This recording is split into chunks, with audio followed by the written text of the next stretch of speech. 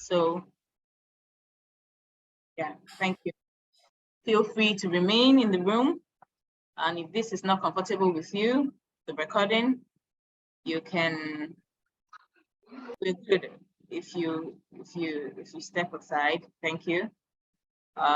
Okay. Our event for this month is an African event. It's a leading project in a changing world.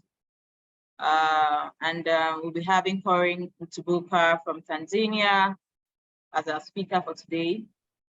At this point, I would like to introduce the regional leads and as well as our co-founder, our founder, Priya Padra. So I'll be handing over to Priya and she'll pass the baton to the women, our regional leads. So thank you for joining. Yeah. So thank you, Grace. Are you able to hear me loud and clear? Yes, loud and clear. So, hey, hi everyone. Thanks for joining our monthly event. My name is Priya Padra. I am the lead Women Power Up Network, and you've already met Grace. She is our Africa region lead, very energetic, very passionate, and leading our initiative in Africa. We do also have Cecilia Poggi. She is our Latin America lead and she is joining in from Argentina. So Cecilia, please say hi to everyone and welcome everyone. Hello, thanks Priya, thanks Grace. Hello everyone. Good morning, good afternoon, good evening from Argentina. And I'm very happy to be here and sharing with you this great session. I'm sure it would be a very, very inspiring session. Thanks, everyone. Thank you, Cecilia. And as we said, we are in this event, we are actually experiencing all weathers. And as Cecilia said a few minutes back, it was 1 degree Celsius in Argentina. Was that so? The temperature? Yeah. Yeah. And we have yeah, and it was even very cold in Nigeria. However, it's very warm here in Goa, India, from where I'm joining in today. And we do also have Meghna on this call. Meghna is our We mentor lead. And Meghna, I'll hand over to Meghna to introduce herself and introduce our initiative. Sure. Thanks a lot, Priya.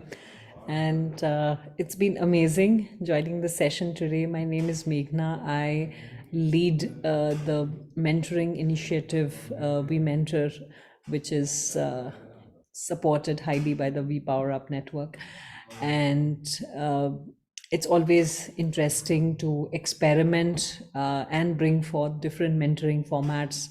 Earlier this year, we had a very interesting session on speed mentoring and a lot more on mentoring to come.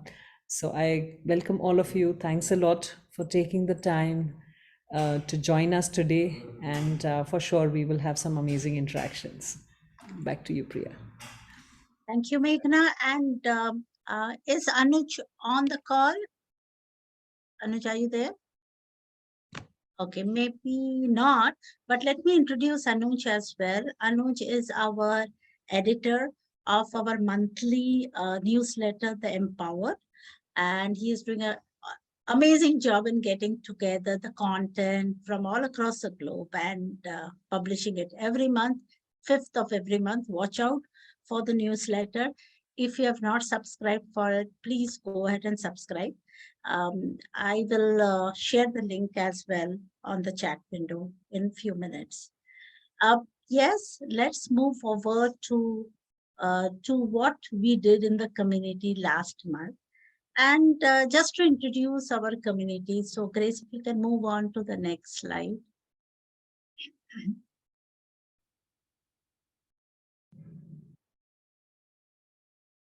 Yeah, so yes, as we always say, this is something that we always remind ourselves.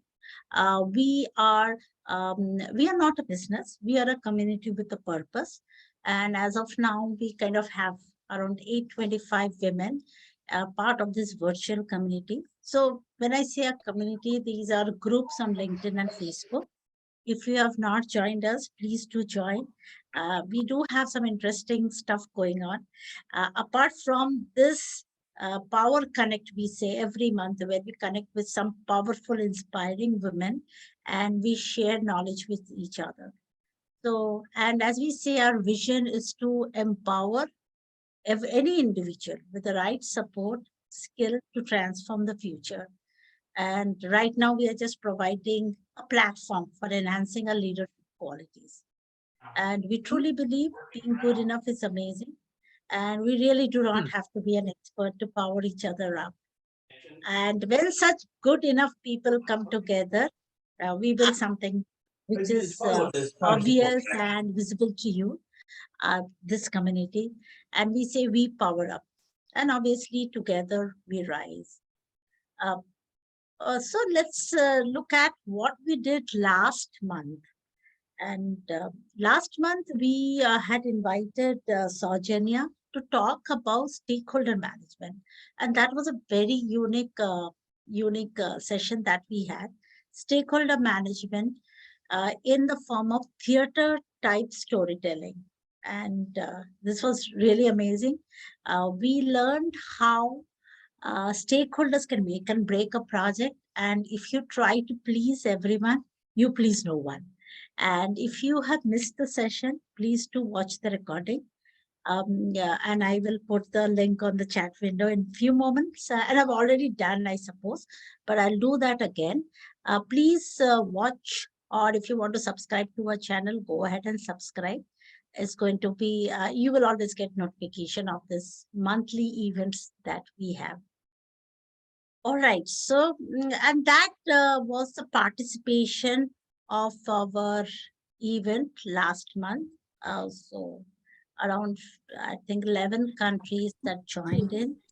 And so truly it was a global connect that we had. And we were, of course, very excited to hear global viewpoints of the community members there. And let us now go ahead, Grace, and over to you to introduce our first speaker of the day.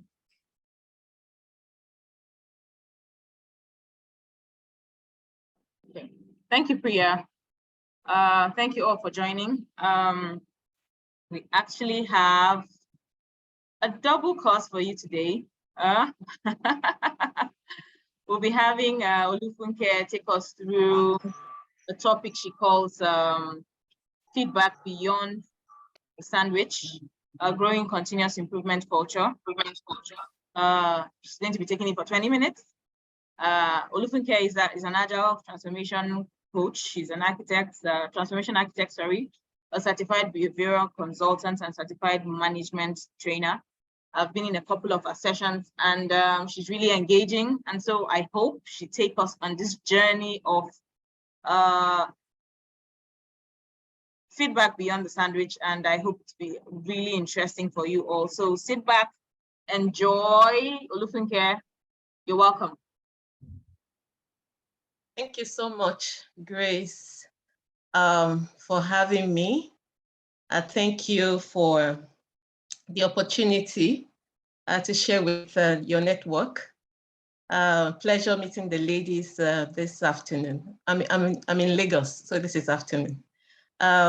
If you don't mind, I will just share my screen. If you could permit me to do that, I think I need permission to share my screen. Yeah. Okay, I'll be doing that while you talk. I'll help you. Okay. All right. I think I'm currently trying to share. Yes. Could you please help to confirm that you see my screen?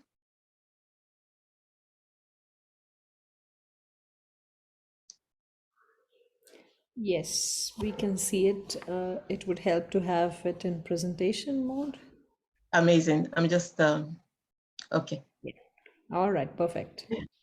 Amazing. Thank you so much. So like Grace already did with my introduction, I'm an agile culture architect And I've been opportune to work with a number of brands. Really happy to be here.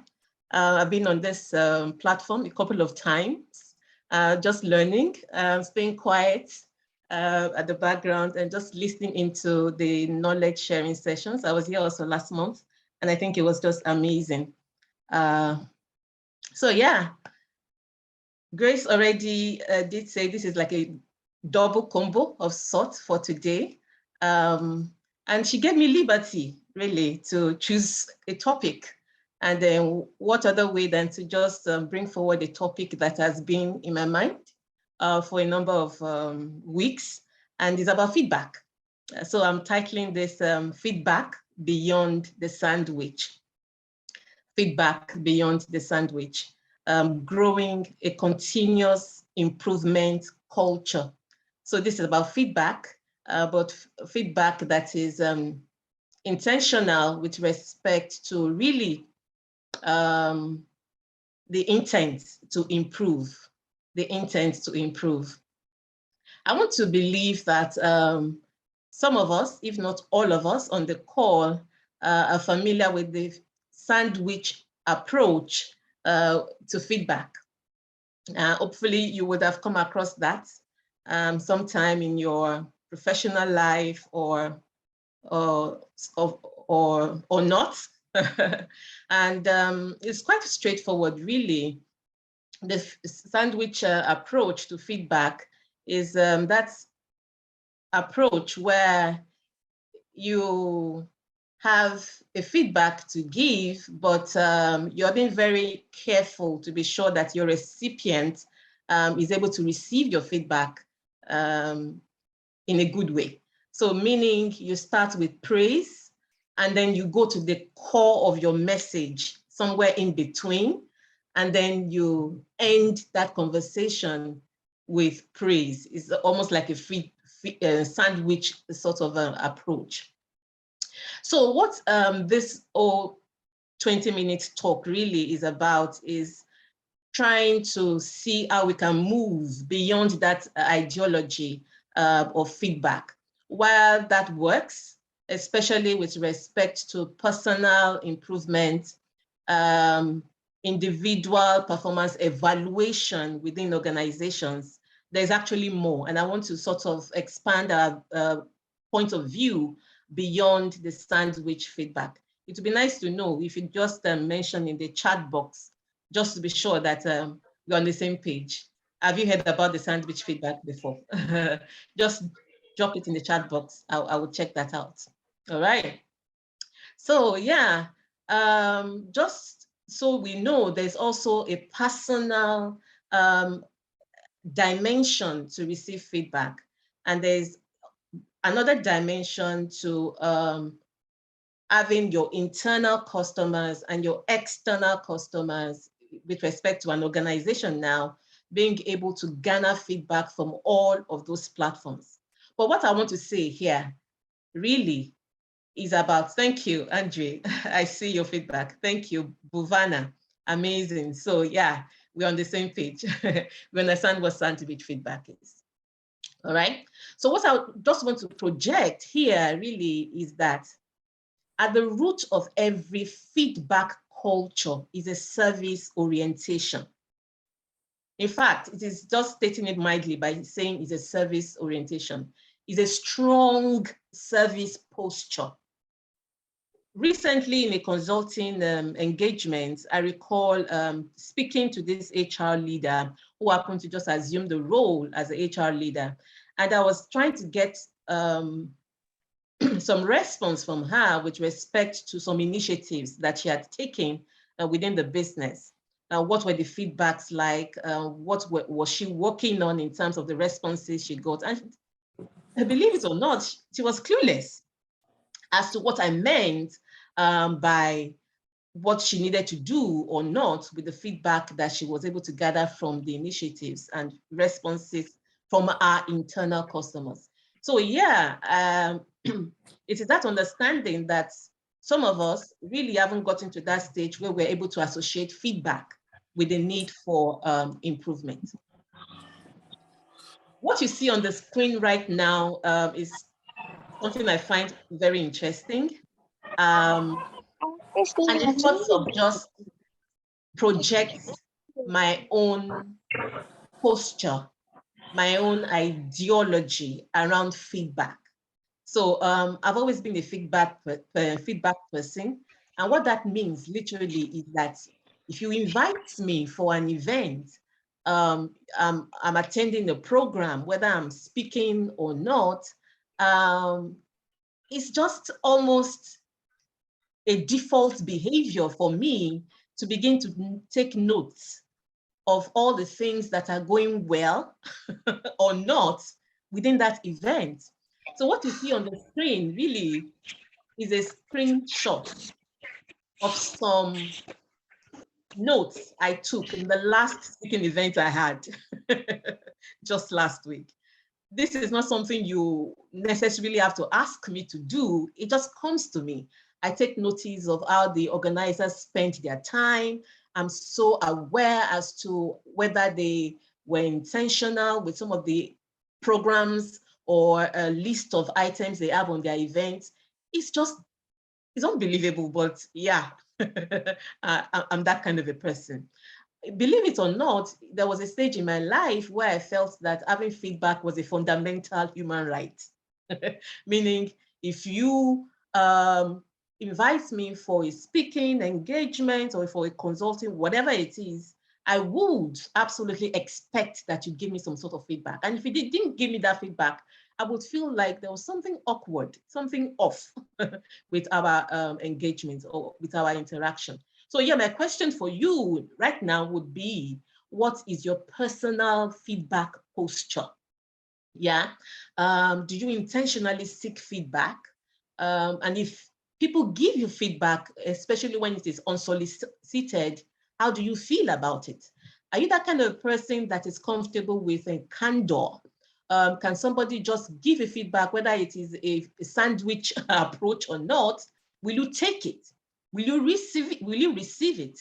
Will you be much more focused to, I'm happy regardless of where or the nature of the feedback, all I'm focused on is improvement, you see? So it's something that really I would encourage that you think about. All right. So definitely you see how feedback and innovation are like a twin in a pod, because really when we speak to the ideas of around innovation, being able to create something new with what we see all over in the world today, innovation is everywhere. Really what makes innovation thrive is feedback, isn't it?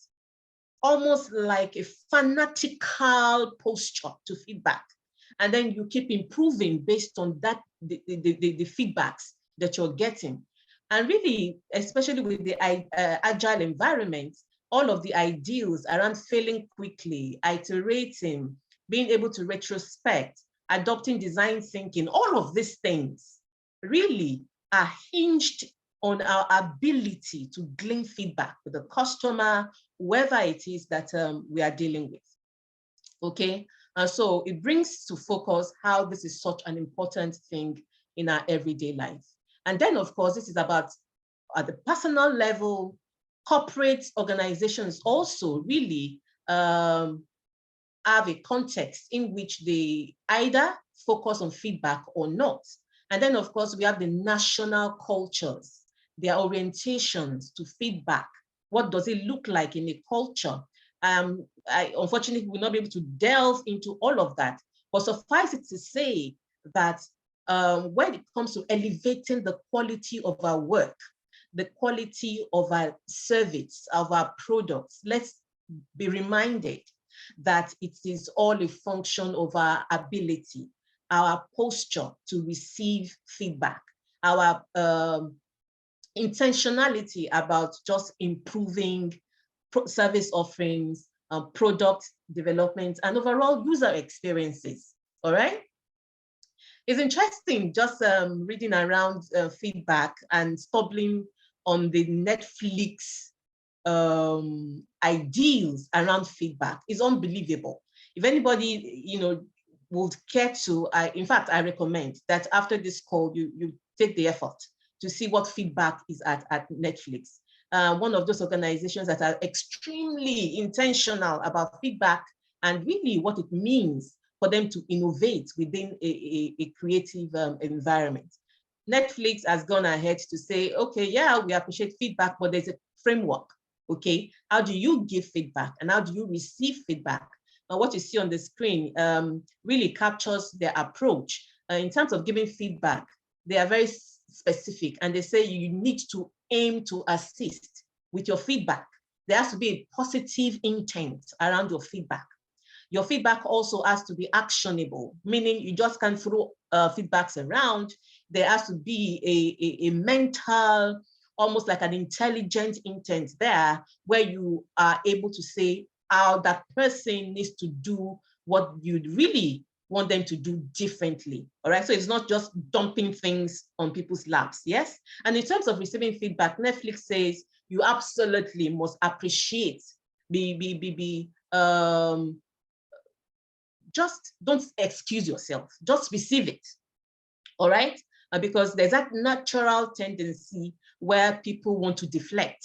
They want to excuse themselves. They want to protect themselves from whatever kind of feedback. Netflix says, don't do all of that. Don't do any of that. Just receive the feedback. And that really means that you can ruminate on it, you can digest it, and then you can accept or decline, whatever the case. But what I really find fascinating is that, yeah, feedback isn't just a core value with Netflix. They actually have a framework around feedback. What I actually find really interesting again with Netflix is how candor is a huge part of their feedback philosophy. There's a certain book which is new in the market, written by Erin Meyer in conjunction with Reed Hastings, who is the CEO at Netflix. Amazing book, amazing book. Erin is really huge in terms of national cultures, and then just being able to do this collaboration with Reed was quite powerful in my own opinion. And then Netflix is that business that rips apart our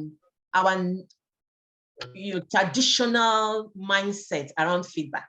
I don't know if you've heard this kind of phrase before, that it says, give praise publicly, offer criticism privately. It would be nice to see in the chat box if you've heard about this phrase before. That posture that, oh, people don't like to receive brutal feedback in public. Yes, you really should praise them publicly and then criticize them at the backside. Thank you, Grace. Amazing. Miss Wajid, thank you. Yes, Okafu, amazing. Buvana, thank you. Yes. I see a lot of yeses in the chat box. Amazing. So yes, we're on the same page. All right. Netflix really pulls that ideology apart, because for them, if you must innovate, if you must have a creative environment, then you should be able to bring some level, of candor to the table. Believe it or not, Netflix has in sessions that are just focused on feedback, sometimes brutal feedback. And it would be nice to sort of just check some of these philosophies out. Again, if Netflix is going into some countries or some cultures to perhaps expand the business, and some of this, their philosophy, contradicts or is in conflict with the national cultures of their host country, you can understand how, their own corporate culture would really ultimately win in terms of what they're trying to achieve, is a corporate culture. All right. So just the next couple of slides that I would want to share with you before I round this off is this whole thing about feedback and psychological safety. Feedback and psychological safety. Trying to really entrench a feedback culture in our organizations, communities where we work, really doesn't just happen. I always feel the need for people who try to create or establish positive cultures to take a view, a historic dimension to whatever it is that they're trying to do. So this is what I mean by this. If you want to create or establish a feedback culture in an environment, for example, you would want to say what has been the historical perspective to this ideology here, all right? And when you're able to do that, only then can you move forward. And I say that because if people have had all sorts of horrible experiences, you know, with being able to, with sharing honest feedbacks, you can't really compel them to just change behavior just because you legislate it. You say, okay, now I'm the new MD CEO here. I like transparency. I'd like for us to have a culture of feedback. If there is no intentionality for you to say, where have these people, where have they been with respect to experiences? Or have they been safe? Have they felt psychologically safe to offer feedback? When they did in the past, what were the consequences? How has that been? Only then, I think, would we be able to achieve meaningful success. All right? And in order to do this, I often wonder, as consultants, do you imagine what is it that consultants do within organizations that allow them to get feedback? Because I've been in consulting situations where there has been all sorts of troubles within the business. And then we come in as consultants and we begin to engage, we begin to talk, we begin to have focus groups, begin to speak to specific individuals, and they begin to sort of unravel, they begin to say and express themselves, even deep things that they never told business leaders. So what's the difference? What has changed? Can we begin to learn a thing or two from our consultants, glean feedback from our organizations when we invite them over? This is almost like a food for thought kind of question. All right. So with us being able to sustain a feedback culture, what really should we be doing? What should we really be doing? If people feel like you're just getting feedback and you're doing absolutely nothing with the feedback you're getting, there'll be trouble. There will be trouble. It means they won't trust you because they've given all this feedback, you've done all these surveys, and nothing came out of it.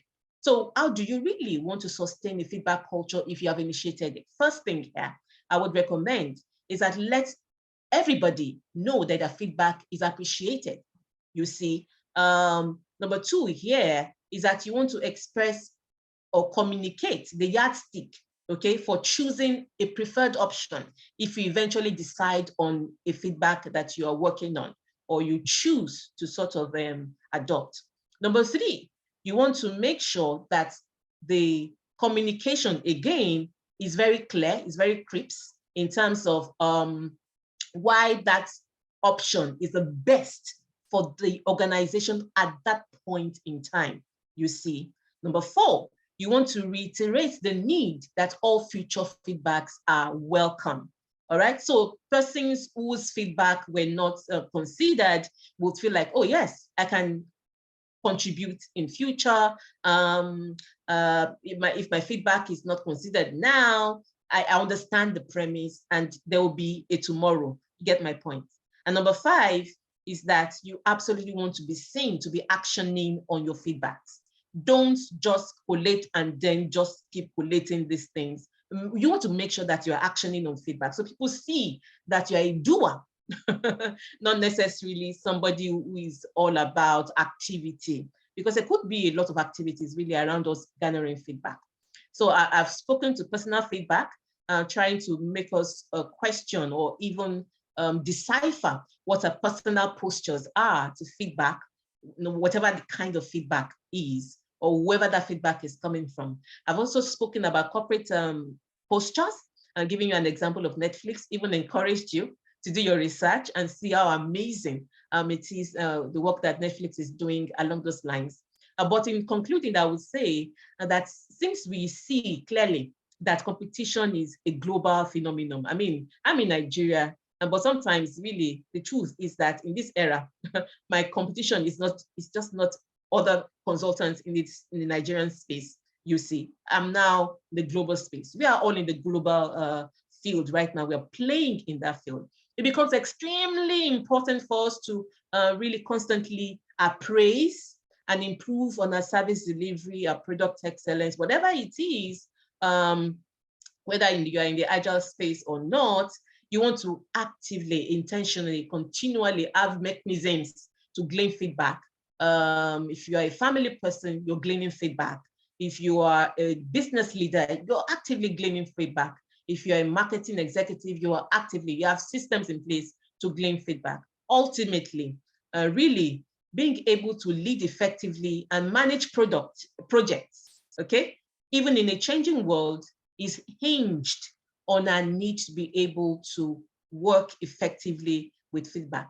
So as we go right into Corinne's session, I'm just open right here because I'm here to learn, and I'm hoping that we all have taken away a thing or two from this session. I'm here, ready to learn for the remainder of the program. So thank you guys for having me. Thank you. Grace, thank you so much for having me. Thank you so much. Thank you so much, Olufunke. That was, like the saying goes, feedback is the breakfast of champions. Indeed, you've served us a wonderful first course. Thank you so much. We'll take questions. Kindly get ready your questions at the end of Corinne's session.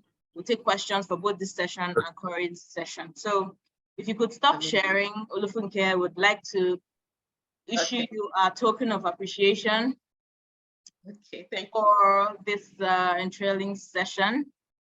Okay, I'll be sharing my screen in a bit. Okay. Okay. Okay.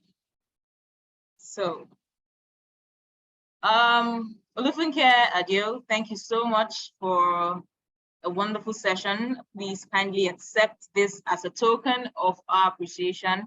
Women Power Up love you. We thank you for joining us and for a wonderful session. So this is sent to you in due course within the week. Thank you so much. Amazing.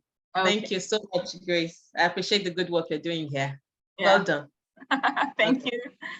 We have super leads here as regional leads. So thank you. Okay. And for the excuse me. Okay. Excuse me. Okay. Excuse me, Grace. I have a question for Olunki, but I don't know if she is able to answer my question. Okay, probably we'll do that in 2 minutes. Yeah, we're agile. We are. Yes. Yeah. So go ahead. My question is: Do you think there are different between women and men giving and receiving feedback? Is there any difference? Do you think? You know, I haven't quite focused on that in terms of how different genders receive feedback. What I've been more attuned to is how different personalities receive feedback. Okay, so with my study in behavioral models, I have a lot of exposure and experience along those lines. Just what I know with personality and behavioral types is that there are certain types of individual that, man, they absolutely hate to receive feedback. And it's coming from, really, it comes from a place of, they don't want to change, and the sense that whatever feedback they are putting forward to them may compel them to change in some shape or form. So without going into specifics as to the type of personalities, I think it would just suffice to know that with some behavioral types, they struggle. They struggle to receive feedback. They're not nimble in terms of their thinking, their mindset. They are rigid for the most part.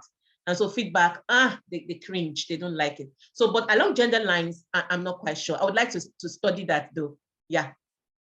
I would like to study that. Thanks. Thank you very much. Amazing. Thank you. Interesting question, I must say. Thank you, Cecilia, for asking. Thank you, Olufunke, for answering. We'll go straight away to our next session, and it's by Corinne Mtubunka. She's from Tanzania, and Corinne will be taking us on leading projects in a changing world. Corinne I've worked with Corinne, and I must say she's really a hard worker. Well, Corinne is the head digital banking and partnerships at Finca Microfinance Bank. She is a high-performing senior executive with proven results in business and leadership. Corinne has broad and deep experience across spectrum of general management disciplines in both large companies and startups. She's capable of designing large-scale transformational programs, creating new business capabilities, building cohesive teams, establishing strategic partnerships, and providing strong operational leadership in uncertain environments. Corinne is a charismatic and energetic leader with proven skills in meeting customer expectations, achieving financial objectives, and internal operating goals. So it's my pleasure, it's Women Power pleasure to welcome Corinne as she takes us on leading projects in a changing world. How do we lead projects in a fast changing world, competitive world? Oh, let's hear from Corinne. You're welcome, Corinne. I'll stop sharing now. Thank you so much, Grace. I hope y'all can all hear me. Okay, perfect. Apologies for joining late first, but thank you to the former presenter who actually set the momentum just right. I had a lot to learn from what she said and her responses, which is really great in terms of project management, being able to seek feedback from the stakeholders. So that is just in line with what I have to present to you guys today. I've been city hopping in the last few days. My face looks very much tired, so please bear with me. It's not always like this. It's okay, Corinne. Okay. We know you're a hard worker. Okay, and the internet is really somehow slow, so I'm really trying to manage. With that being said, I'll have to switch on the presenter view slideshow, but I'll also have to switch off the video so that it does not become an inconvenience. So apologies for that. Okay, so let's just get right through it. Grace, you'll confirm when you're able to view my screen. Okay. Share.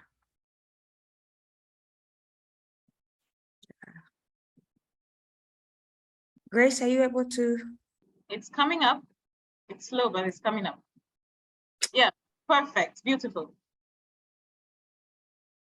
Okay, let me just switch to the presenter view. We can see your screen now. Okay. Okay, perfect. Just a sec. Yeah, so yeah, we're good to go from my end. Let me just minimize this window so that it does not become a nuisance. Okay, so our topic of discussion today is primarily just leading projects in a changing world. As we all know, since 2019 through 2020, 21, 2022, we've had a lot of things thrown in our way, which were very hard to anticipate prior. But we had to become resilient and face the new uncertainties or adversities of the world. And together we're able to come just as one. So with that being said, it posed a huge challenge to the whole project management board, the way we used to do things, the whole body of knowledge, just to be able to adapt to the circumstances. Because being a project manager, the first thing would be able to adapt to your own current settings in order to lead projects effectively. So as a preamble, the things that we're really going to be able to concentrate in about is the whole project leadership from no matter genre or environment or industry that a project manager currently is. So leadership in projects, of course, increasingly occurs in the context of ecological risks, seeing how we are able to interact with ourselves together with the environment and the opportunities or the challenges that they present. Such as a good example I gave is the viral pandemics and the climate change that we're currently facing. So adaptability to change is very crucial here for both the project manager and the whole project team together with the organizations. As projects now become more complex and they're becoming seen as interventions into broader systems. Now, achieving desired and desirable outcomes through the projects requires ethical decision-making. It's not programmable, or it's not a one-size-fits-all, that you already know this PM book or project management body of knowledge, that you would really want to just stick with the basics. But we have to be able to adapt. We have to be able to make decisions within the current settings that we are currently in to make sure the project prospers. So in the context of that, we'll be able to deep dive into the 3 interrelated areas that I see are the most challenging towards effective project management in our changing world. 1 would be changing technologies.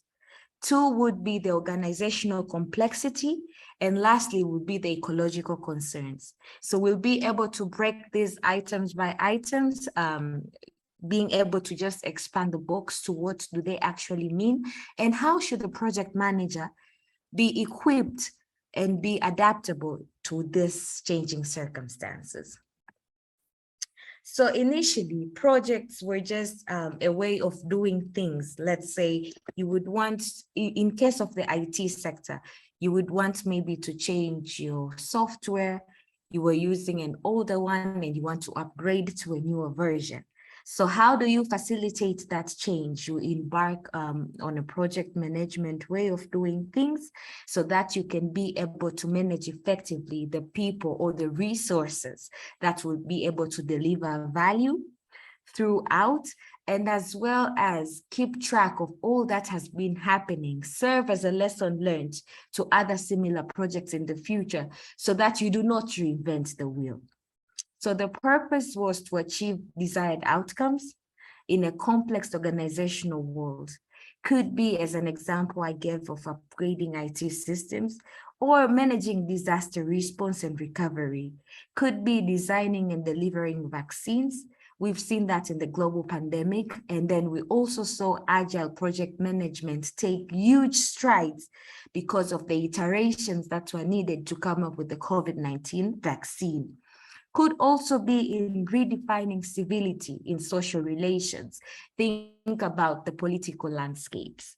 People embark on projects, people embark on campaigns, all to be able to realize a certain value or a certain key thing that they would want to achieve in the end.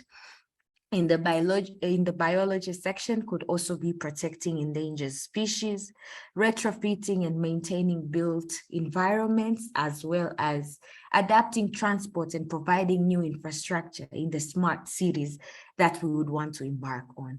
So projects are not just confined in a box or in a certain industry, but now we have been able to see that they go beyond that. Every industry, be it civil, be it biology, be it in politics, people embark on projects to be able to realize a certain value. Now, in the context of changing technologies or the changing world we inhabit, we work on projects to bring into view new possible, probable, and preferred futures that would really want to. And with this new changing technologies, as I said, opportunities arises, but also there are challenges that hinder us. So within the changing technologies that we currently have, be it artificial intelligence, automation, blockchain, etc., project leaders must be able to make ethical decisions about how to incorporate innovation in projects. We do not want to be rigid and just focus on the legacy systems or the legacy way of doing things, because at the end of the day, value has to be delivered to the stakeholders who are maybe directly impacted by the project or indirectly implicated in the project. So the integration of generations of technology developed over time is key in being able to sustain the whole project leadership and project management at large. So the rapid pace of the technology change has led these projects to implement innovation during delivery, developing innovation programs for small-scale trials before broad rollouts. And this is what we call, I think every sector has a word for it. In Agile, we would call them iterations. That is, you would start with a certain sprint, get to see the minimum viable product, test it out, and then go to the next phase. In the test of when you leave just Agile apart, we have things that we call POC, or proof of concept, that you would want to test out your concept in a smaller group or in a smaller setting, and then gather feedback from how your product, the people that you pre-selected were able to view your product and the value you brought, make enhancements, and then later roll out to the market. It could be in terms of just a working prototype, to be able to convince management that your idea is gonna sell or is a good fit, and that you are capable of delivering what you said you are going to deliver. But all that we do know on the traditional project management way of doing things, they were ruled out as not fitting or time consuming, because we had to stick to the plan, a rigid plan that was already set out by the project leader or the project manager, and there was no room in order to be able to incorporate such things. But with the changing world that we have seen, we see that it is really necessary and key to be able to test out the concept prior to rolling it out to the whole market. It also becomes cost effective, because what you would have uncovered then when you've done a wide scale or full scale of what you entwine to be able to produce, you can actually learn it faster. So even if the product was gonna fail, yes, it might have failed, but at what extent? So it's easier to know that this had failed prior than spending a lot of money, pushing it in the market, and then only coming to fail 2 to 3 years later. So to be able to manage these different timelines of development in the projects, different subsystems, progressive design approaches have also been used. And for here, we can see the way projects are able to interact with people beyond the normal geographical location. Like right now, we are here in Zoom. I've seen comments from people from all parts of the world who have been able to join just to get a glimpse of what we have to say. And the same was considered a risk back in the days. Like, what if this documentation is posted online and then it gets in the wrong hands? So people were more restrictive. But with the changing technologies, it has forced us to leapfrog that phase, to be able to jump into the technology and also become more effective in the way that we manage projects. Now, that was just an instance on the changing technologies. How about different items like organizational complexity and also ecological concerns? So in terms of organizational complexity, this is more just looking at the dynamics of the project within the exact organization. And when we say in terms of dynamics of projects, here comes many things into the mind. Okay, it could be the organization culture, assuming you want to introduce agile project management, but the culture of the organization does not allow you to have face-to-face stand-up meetings. People are more accustomed to emails and newsletter. So already that becomes a hindrance or a roadblock for a project leader to be able to deliver as per the expectation. Also, from a practice perspective, one would expect project practices to be increasingly entangled and intertwined, to be able to just affect each other to an extent greater than conventional orientations to linearity suggests. So this is what organization hierarchy also comes into play. So organization dynamics takes a really, really big turn in ensuring a good and effective project leadership during the uncertain times. So how do we go about it? How does one overcome this? So the first thing would be practicing. You know, when they say that practice makes perfect, it's not just a myth, it's also something that can be applied here. See, in order to be a good project leader, it means you have to get your hands dirty. You have to get your feet on the ground. You have to get the first-hand look and feel. There is no certification that is going to teach you that. As much as the certifications do help us or consign us with a certain specialization, but more has to be done. You need to get your hands dirty. You need to get that experience firsthand. And with over time, you would find yourself becoming an effective leader. So project management is not as easy as it seems, because people sometimes would just assume that it's more like organizing a small group of people sending emails. It is more than that. So the more you practice, the more projects you embark on leading. That is how you become a successful project manager. You face roadblocks along the way. You face hindrances. You face different stakeholders. You face people with different personalities. Let's say you're in a focus group, you're trying to get people opinions to open up more, but then you find this focus group is too conserved or they are too guarded. It's more like just yes and no questions and answers. So that is already a roadblock. But being in the field, doing that over and over again would automatically tune a project leader to know how to behave in what settings. So practicing is really key to just see how individuals act in a specific setting. And as always, as the project unfolds in polyphonic, plural, and constrained context, that is also how you are able to accommodate the system and change with it. So adaptability comes with years of practice. Adaptability comes with how many projects you've been able to embark on. And then next also, we've seen that projects now consist of practices that are always coming into being, example, constituting and reconstituting always. So they're always becoming, you know, per se. So you might find a person or a co-worker being rigid, just telling you this is how we've always been doing things. Even when the world is changing, people do not want to adapt. They just want to get on their safety net, be comfortable, sit where they are, enjoy the way things they were doing.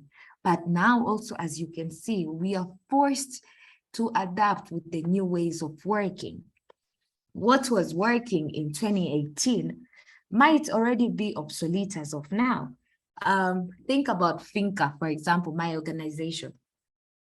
Well, people are still working from home, you know, which really seemed out of scope at that time, something that would never have happened. But circumstances changed us. Now you find a person saying that this is what we've always been doing. It's already off the rail. So with these projects are really becoming as per se, and then there is no standard way of doing things and saying that, okay, I've mastered agile project management, I'm going to stick with Scrum. No, every scenario might force the project leader to respond in a different type of way. And then lastly, we've also be able to see that projects operate in an organizational reality that is often messy, ambiguous, fragmented, and political in character. No organization would come, okay, even if you say example of Netflix or Spotify, as much as we from the outside see that, wow, this is the dream organization that I'd really love to work in, let's say as an IT consultant, because I feel like they all have the procedures in place, standard procedures that way, regulations, operating plans, that anybody just comes in, it's plug and play. But also, that's the same reason why these organizations, when they're hiring new people, there's also the onboarding part. Usually it takes a week or two to have people familiarize with the organization culture, the way that they're doing things. A good example was the way they also provide and seek feedback.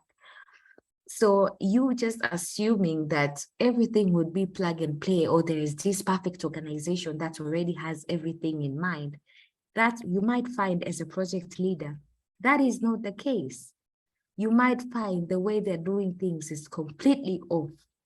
Maybe with your analysis, you can see that time to market takes a month or 2 to 3 months. But you can see a window of an opportunity and say, you know what, with all these processes, standardized policies, procedures, and processes in place, I think our time to market can be a little bit shorter than that. Let's say every week we can be able to push an app update so that people update and feel the taste of what we have enhanced or improved within the application. So there is no dream organization. It's like a myth or a dream. Every organization has its challenges. They just differentiate from one organization to another in terms of high or low. The ones that are highly exposed, you might not find the nitty-gritty being very circumvent compared to the tech companies that are already on the rise. So how do we change the narrative? Rather than the external imperatives that are emanating from the objective system or objective thinking that project managers, project leaders had, projects can now be viewed as a space whose boundaries and possibilities are marked by subjectivity, meaning perceptions and emotions. This is where we also started ethical decision making. This is where you move from power to the project manager, to power being within the team, power being within the stakeholders, and all collectively coming into play, putting people's emotions behind the metrics. Because also this is also one of the challenges that the project managers usually face. They are usually way adherent to the metrics and the KPIs. You know, I embark on a project, I have to make sure I deliver it within the scope, within the budget allocated, and with quality, also within the timelines that I have set. And they also forget the human part. Along the way, are we really delivering value to what we really envisioned? And if not, what happened along the way? Can we change it now that we have realized midway that this is not what we anticipated? We need to do more, or we need to go back to the drawing board. But you might find people just chasing those 3-4 KPIs within project management, that they neglect any other external perceptions that come along the way. They neglect emotions of the team, whether the team member feeling, are the team members stressed, are they feeling overwhelmed? And they just want to tick the box and just say, you know what, we delivered it. But are we delivering with quality and with people's mind into place? So that is the narrative that we've seen can be changed within the changing ways of project management in the changing world. And then the other last section that we are going to talk about is the ecological concerns. I just said the last section in the 3 primary areas that are seen as key within project management, not that we are coming to an end with our presentation. So with ecological concerns, as we say, this is just more of interacting with the environment, the current settings, the people towards it, people who are implicated by the project and who have direct influence in the project.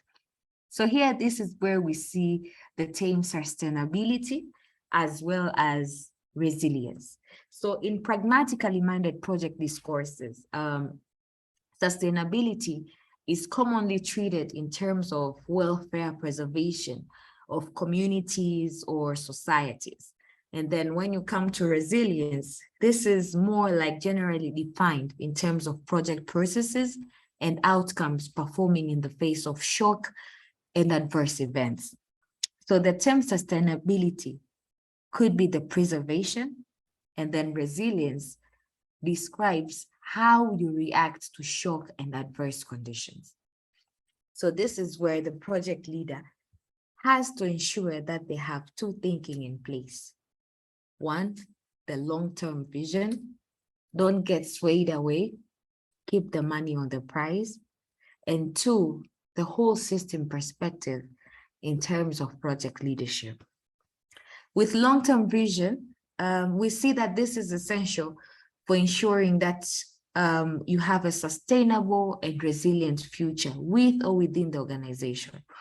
And project leaders may at times need to sacrifice immediate project performance metrics for the long-term benefits.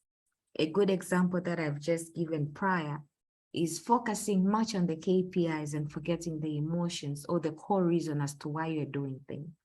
So we need to have that thinking of objectivity and long-term vision, that this is what I'm aimed to do. Nothing should be able to throw me off, but at the same time, have a retrospect moment and just be able to see that, am I really doing the necessary? Could I do better within the project management? And in terms of the system perspectives, in the face of our global threats and increasingly frequent large-scale interconnected technological society environmental disruptions, the system perspectives, they always highlight the need to future-proof our societies. And again, we also go back, how do we do this? Could be in terms of iterations, realizing the minimum viable product, and then could be in terms of having proof of concept, you know.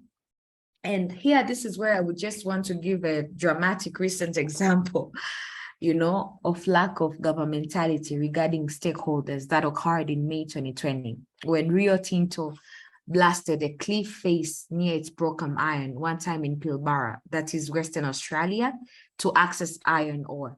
So the key was to be able to just access the iron ore, and the project manager or the project leader was more succumbing to that. Later, they realized that the blasting destroyed a site of spiritual significance to the traditional owners of the land. They were called the Putu Kunti Kurama and Pun Kurana people, who are being formally recognized but ignored as stakeholders. And this is the reason why people could have missed this, is not having the long-term vision in order to see who will benefit and be implicated within the project. So immediately prior to blasting, they could not be dismissed after the event. I mean, communication with top management in the company that was at the time situated in London head office had led to a focus on economic considerations. You know, they fixed on the productivity and the profit, super profit that they were going to make on the iron ore.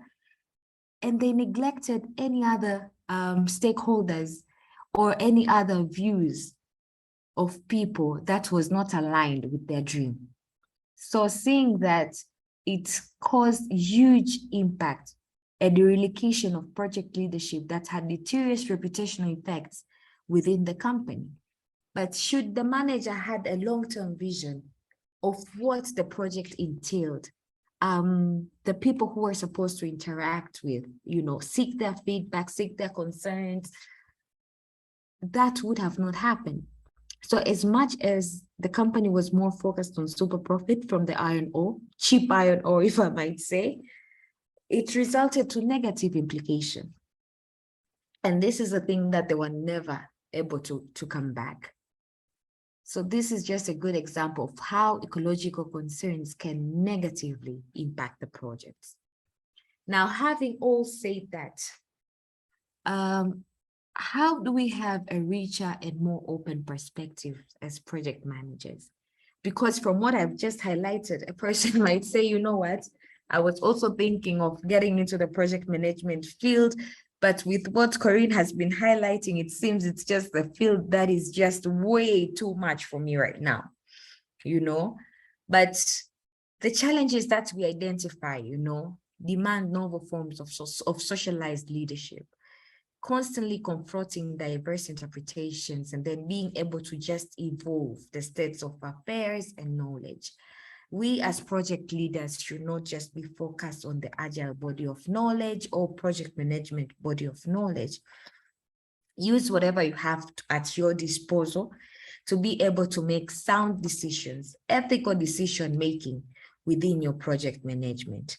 So we have already unpacked how the dynamics in each area, whether technological, organizational, and ecological choices and demand decisions from project leadership that are ethical as well as political.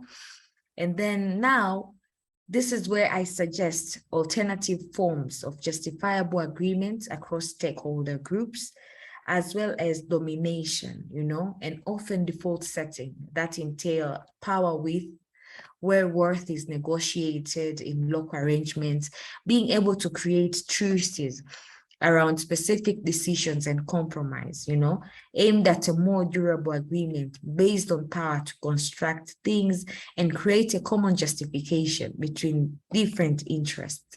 One of the reasons you're a project leader is to be able to influence people, bring them together, and that is not easy.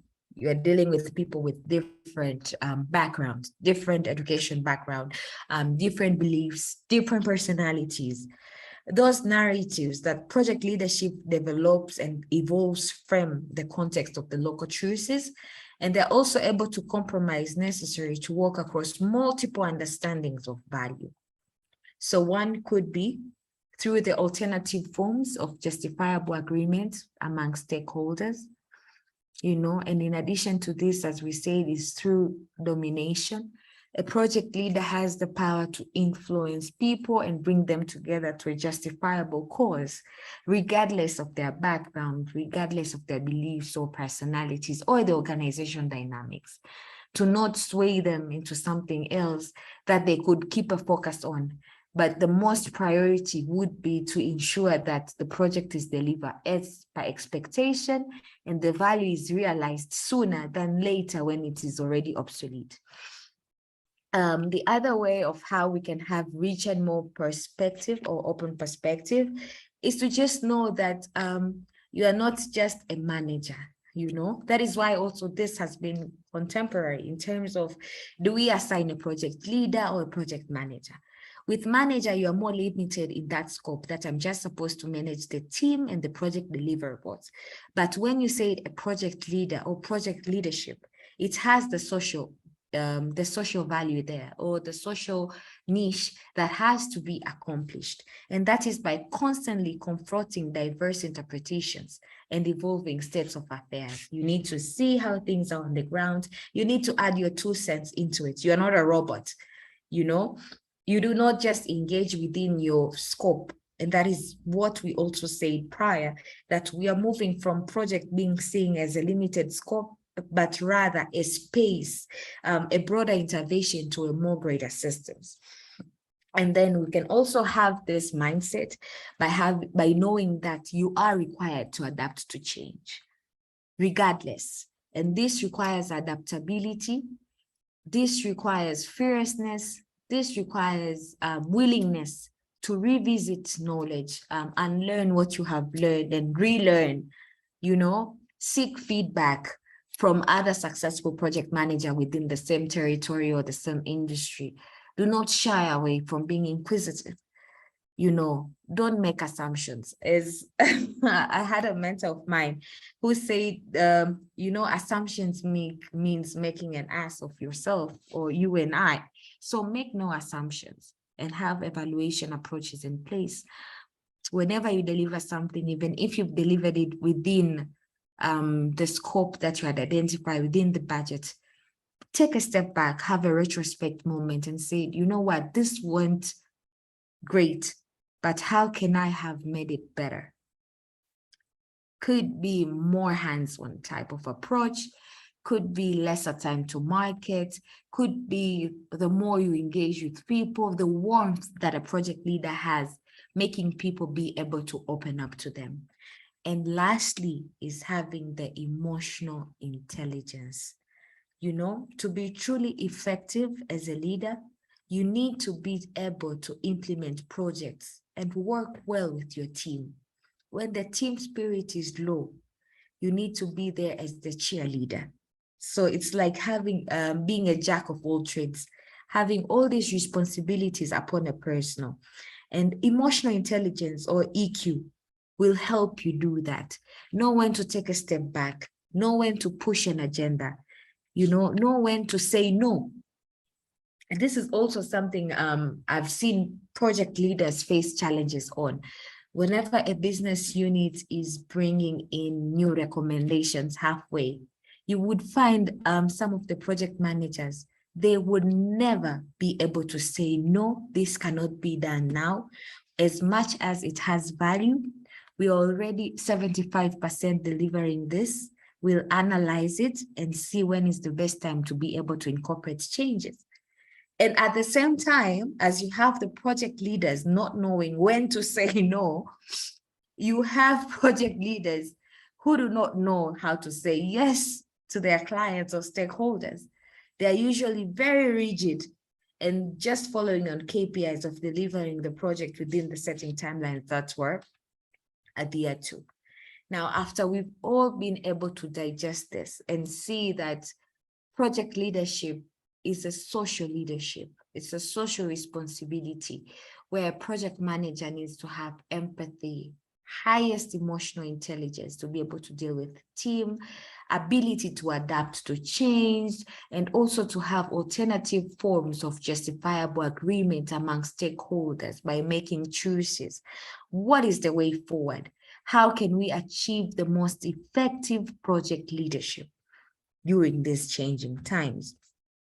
One could be through digitalization and the data-driven approaches, because while our proposed agenda is not exclusive, I do suggest some areas for future exploration in each area that has been highlighted here.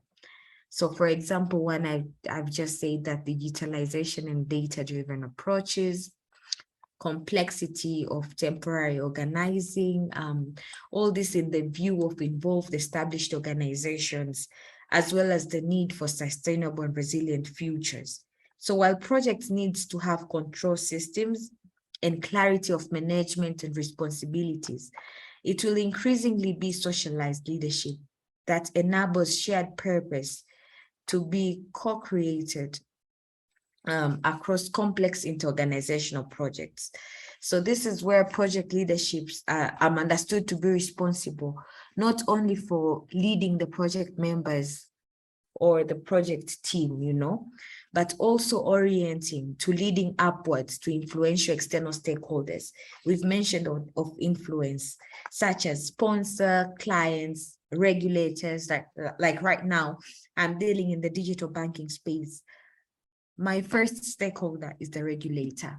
Most of the things that we are uncovering in the digital finance, they are new, they were not pre-planned, they were not anticipated. So I have to make sure the regulator is well equipped with the knowledge firsthand, try to buy in the value that we're trying to create, and that is just driving the digital financial inclusion. So if I was more rigid or sticking to know, the company needs to make super profit out of digital banking, let's leave around how the market's going to respond, let's leave how the regulator is going to feel about the product, I would have already failed as a project leader there. So knowing what type of external stakeholders to engage with, as well as leading outwards, to communities, ecologies, and diverse stakeholders that can be able to speak for themselves as well for others lacking a voice. A good example I gave in a focus group where people are more guarded, only providing yes and no answers. How do you make them feel warm? How do you get to their level, no matter their education background? Let's say you are dealing with people who are illiterate. How do you come down to their level and try to organize them to provide conclusive responses that are going to help with the product enhancement or product features or with your project overall? So research is needed to understand, how such leadership is structured, situated and organized in order to create value, and also at the same time, just to be able to motivate the shared purpose that we all have, particularly in distributed and participatory forms of organizing that may be more complex and more fragile. So project leadership involves acting in the face of diverse activities, diverse actors and diverse events, by not only making sense of communications that are coming from the project teams and stakeholders, but also be able to buffer, sort, and disseminate this sense, making sense out of the situation. Nobody will do that for you, but the project leader has to do that for the people. And the goal is just to create meaning and direction, for the significant others by establishing, by establishing informed relationship with key actors while being oriented to innovative task solutions. So I feel like research is still needed into project leadership. Knowledge has to still have to be added into the PMBOK, or the project management body of knowledge, in order to just advance the transitional knowledge of how to achieve collective future objectives. So while we see that such an agenda as potentially complementary to the work of individual leaders or individual project leaders through the notion of socialized leadership, personally, I can say we or I, advocate a situated understanding of agency against strong assumptions of methodological individualism. So such an agenda raises new questions, with related to the work that we begin to. And that is where we see the need for sustainable and resilient futures. Power lies from a project manager, but collectively, great things can be done here.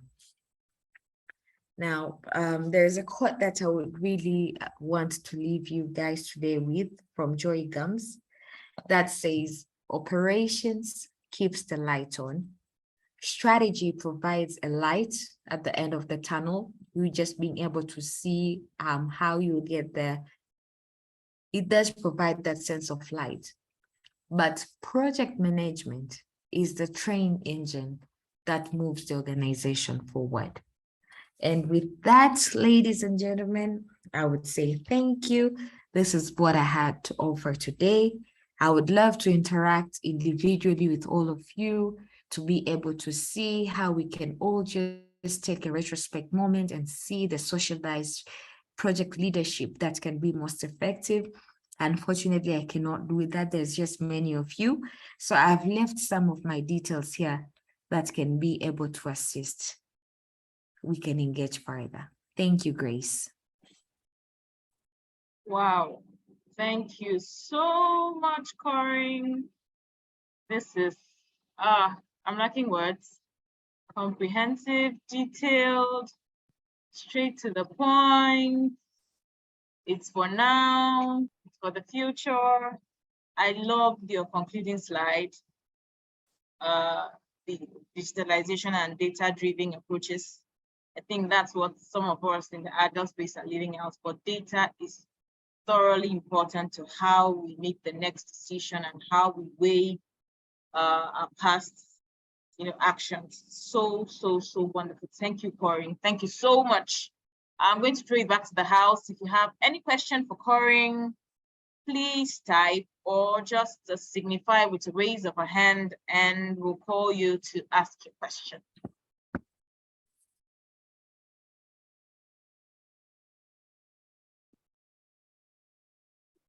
Okay, let me look at the chat and see. Okay. Have any question for you? Oh, Andrea, are you surprised? Yeah, accolades. Thank you so much. Oh my word. We don't have a question for Corinne. Is that what we're saying? Wow, it was okay. Okay, Prince-Will has a question. Kindly unmute and ask a question. Thank you. Hi, good afternoon. Thank you, Corinne, for that amazing presentation. It was nice, and I learned a lot. So my question is, based, sorry, can anybody confirm if I'm audible? Yes, you are. All right, thank you. So my question is based on a statement that you made, or I'll say it's an assertion that the project leader has to do more to gain trust. So if I'm working in a place that currently has maybe the sort of people are not so open to feedback, like the first person said, and now I have to earn their trust, maybe as the project leader, and it is not the organizational culture is not such that that trust was entrenched in the first place. So previously, probably before I came in. So how exactly is a project leader supposed to go about getting his team to trust him so that they can work coherently in a place where the previous culture has not encouraged that? Okay, so thank you for your question, and I'm gonna jump right into that. Ever heard the phrase lead by example? I know it's a little bit cliche, but that is how you get the ball rolling. Imagine you found a team that does not have an open or transparent culture, as you have highlighted. People are guarded. They're not more into giving feedback. They're not more into opening up. So it is your opportunity as a project leader to lead by example by starting to be transparent yourself. You know, have face-to-face one-on-one meetings with your team members. You can start having maybe group conversations, of course. Let's say daily stand up at least of 5 minutes every morning, trying to sell your visions to the team. Why do you think you're doing what you're doing? Make your team feel confident that you yourself have bought in the value that you are able to deliver. Be the #1 cheerleader, be the #1 champion of the value that you are going to deliver. And you find sometimes project managers or project leaders do not agree with the management in certain type of things, and they pass on these frustrations to their team. You are not helping your team there.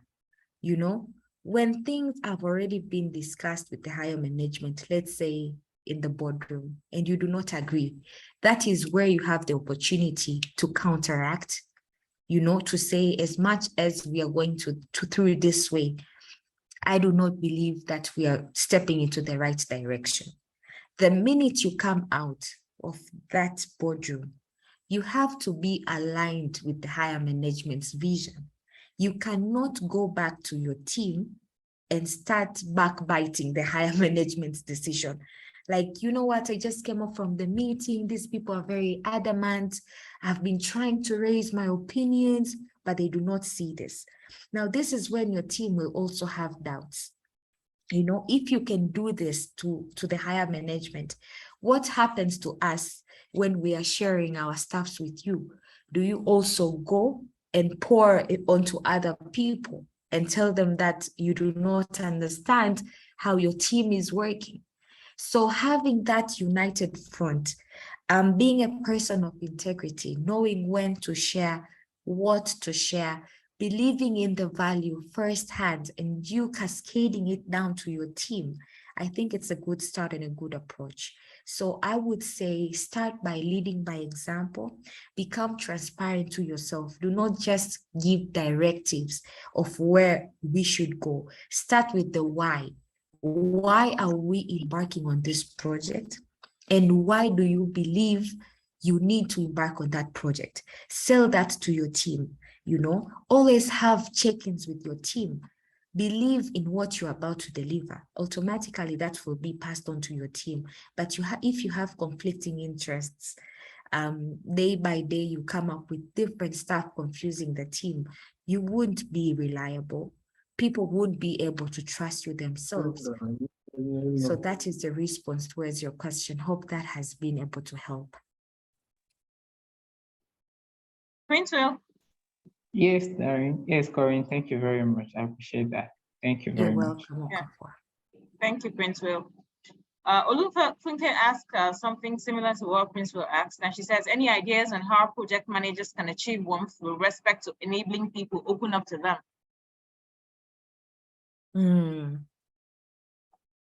Yes, Chris. So the response is still the same, you know. We always forget to lead by example and we expect to draw in from our people, but sometimes our people need to see us firsthand. Do we practice what we preach? You know, so just having that sense of accountability, being reliable to your team really sends a strong message on the type of leader that you are. And automatically later, maybe let's say not just immediately, but over time, your team will be able to catch up. If the person leading us is of this high integrity, make no mistakes, will also follow that path.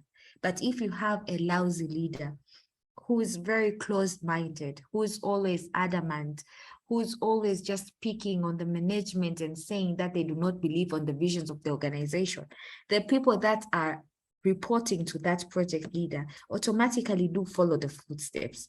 So practicing what we preach and leading by example is key into influencing the team that we're trying to build and the culture that we're trying to build within that team. Because you might also find sometimes the organization does not have an excellent culture, but a team that is united and they're doing things their way, sometimes they actually, you know, cascade this culture to the rest of the groups, to the rest of the team, and eventually the whole organization picks up.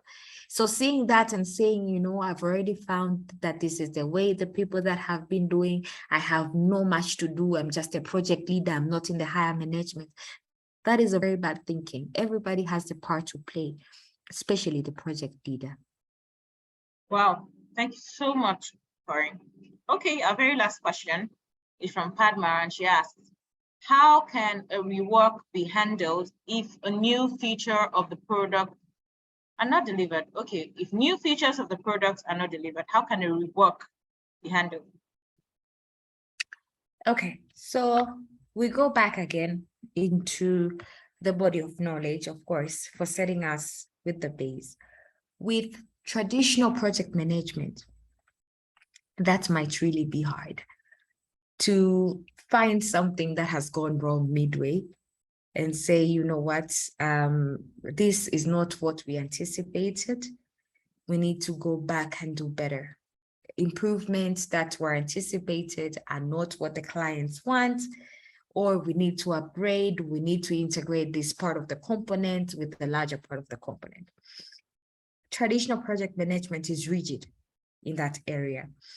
But thanks to agile body of knowledge or agile project management, we've seen that that is able, because first, no matter how small the project is, it is always broken down further. You know, so you would have a component for everything. Let's say you would have a component just for being able to get clear, concise, documented feedback from the people who are utilizing the program or the software. After that, you go and have a retrospect to see if you are able to capture. You go back to the people, you take them through and ask them, is there anything that I might have missed? You know, so every step of the way is broken down further to get the most minimum value out of that. And with that, you are always able to have that moment of retrospection and be able to clearly see that where I'm going is not where I'm supposed to go. And even now, with the organizations that have more rigid structure and believe that traditional project management is the way to go, we have seen embracing agility in terms of what they call hybrid project management. They know, for instance, Project X would fall into more waterfall approach.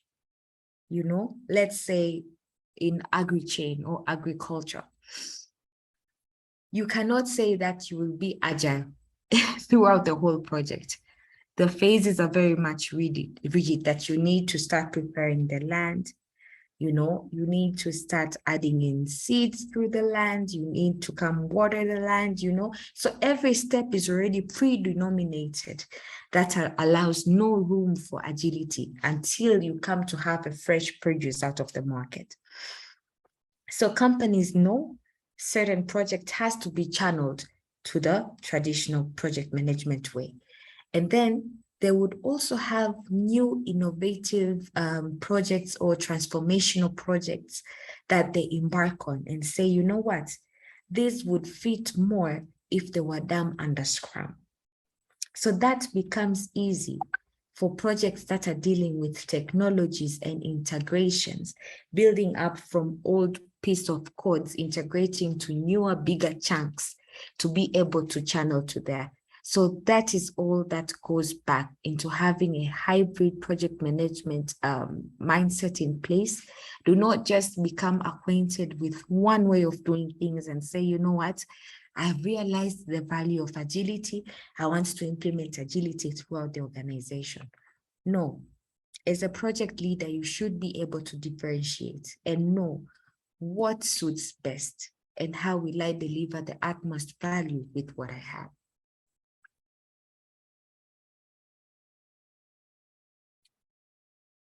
Hello, Grace.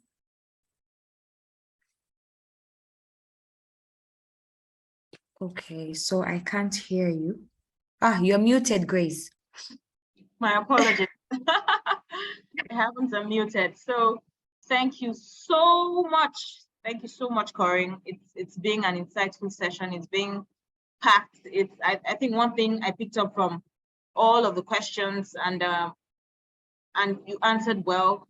And one very important thing I must add is the issue of transparency. I think transparency answers a lot of questions.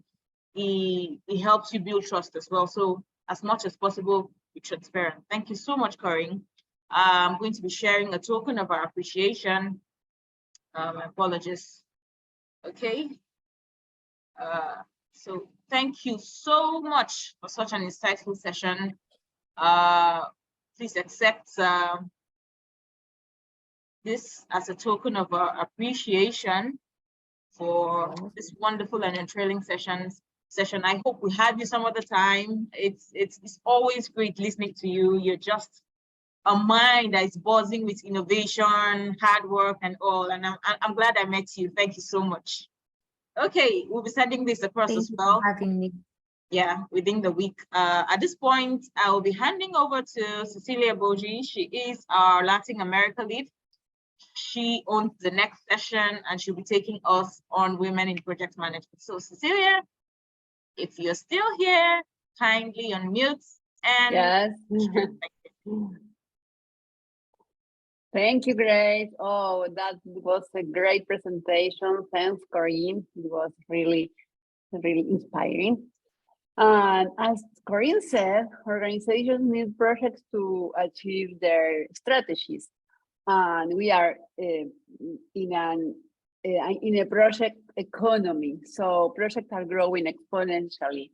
And at the same time, organizations are having trouble to find the leaders and the project managers they need to achieve their goals. And it is interesting that only 30% of the project managers are women. So there is a big gap in this aspect. So I had research in this topic as a project manager and as an IT expert. I always have been the only women in the room, or one of the few ladies in the room. So I was interested in researching that, and I made my doctoral thesis in this topic, and I found that traits like empathy, listening, collaboration, servant leadership, and also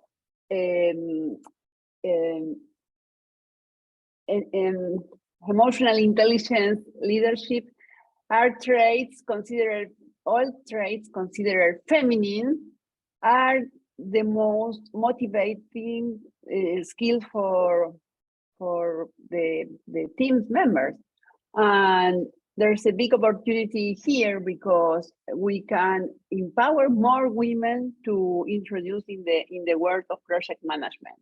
And my next presentation will be about the research, the findings on my research, and to present an opportunity to more diverse project management industry, project management profession. I think this will be a big opportunity here. So see you next month.